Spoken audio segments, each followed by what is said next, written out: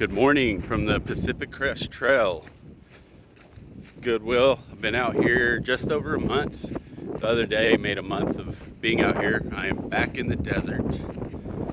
I think the last video I made, it was the snow. I didn't actually get it uploaded, so get these uploaded at once, but trying to label them best I can. Just doing short little updates as usual. We are going through a huge wind farm.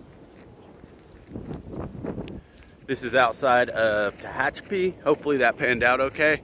There's wind farms everywhere. I think the last time I did an update, we had just come over Baden Powell and Mount Williamson, I believe is the name of the real wet sloshy one.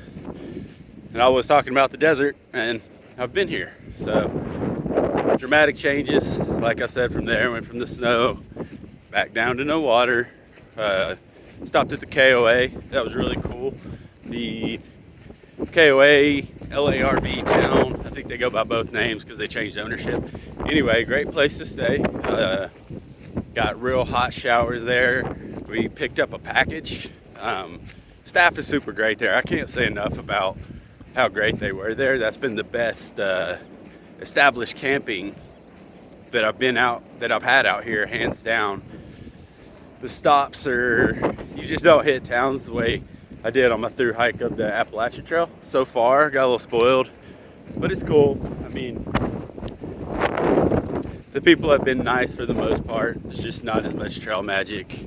You don't walk through towns every 3 days, so it's just different, a little more adjustment. We went through the KOA. It's next to a big cat sanctuary. So slept next to the road, woke up about 5 a.m. There's not a lot of room to camp that's outside of the road. So you're gonna hear cars. But I did get to hear lions roaring at night and in the morning. When I checked in, the lady told me, she was like, hey, if you're camping over here, there's a good chance you'll hear lions. I thought it was just a quirky sense of humor. It was not.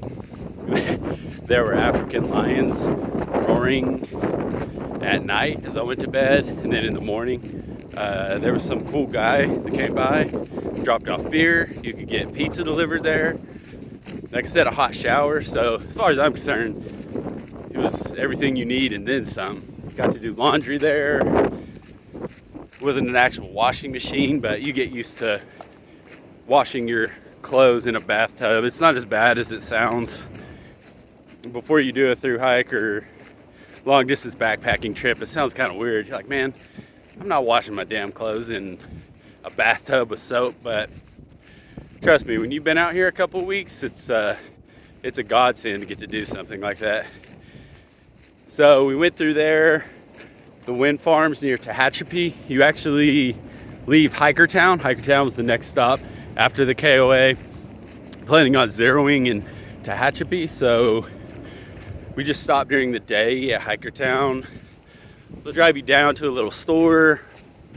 Store's expensive. It's not an ideal resupply. If you've come across this video kind of planning your trip, I would definitely try to resupply at the KOA via package and then try to get to Tehachapi. Tehachapi, we're over 20% done with the trail. We just passed mile 500 the other day. Tehachapi's honestly going to be like the first bigger city that has like a Walmart, lots of fast food that we've been in. And I love the little towns. It's part of the experience. It's part of getting to see the world in a different light. You know, see these little mountain towns that you wouldn't see unless you're vacationing or you're crazy enough to walk through them. But it gives you a real appreciation for little things like little stores. Yeah, that's how I would recommend doing it. It's not been super hot, but you're just out in the sun all day. So when we left HIKERTOWN, we ended up doing most of the aqueduct at the nighttime. We walked over the LA aqueduct for like 30 some odd miles and didn't get much sleep because we woke up early to go down into HIKERTOWN. It's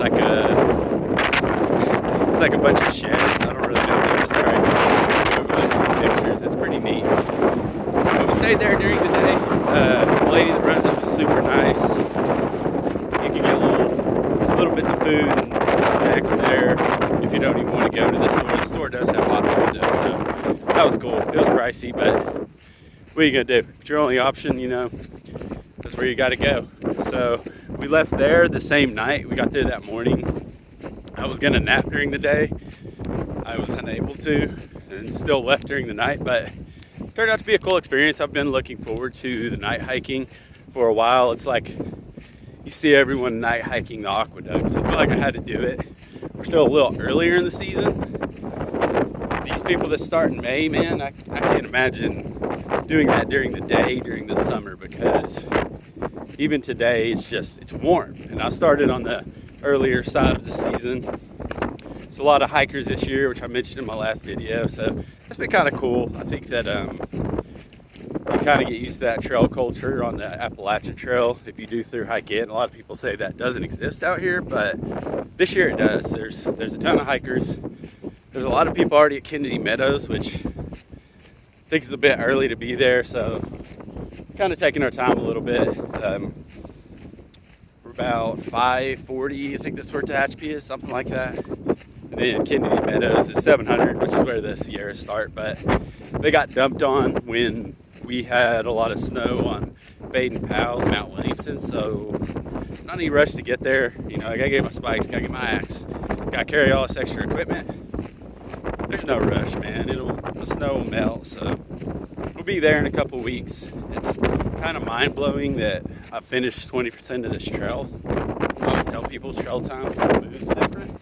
It's really hard to explain, but when you're disassociated from everything, you spend your days walking through fields, walking past occasional cows, walking through wind farms, whatever it is. It's just, things move a little different. You don't have news in your face, and things are a little more chill all the way around. So yeah, just want to do a quick update. That's about all that's happened. Long water carries. The night hiking was fun, but it was extremely windy when we did it, so I got blasted in the face with sand all night.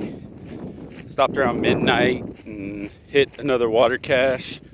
Hit another water cache this morning. There's another water cache that's the last stop for Tehachapi. So can't say enough about these people that fill up these water caches. It's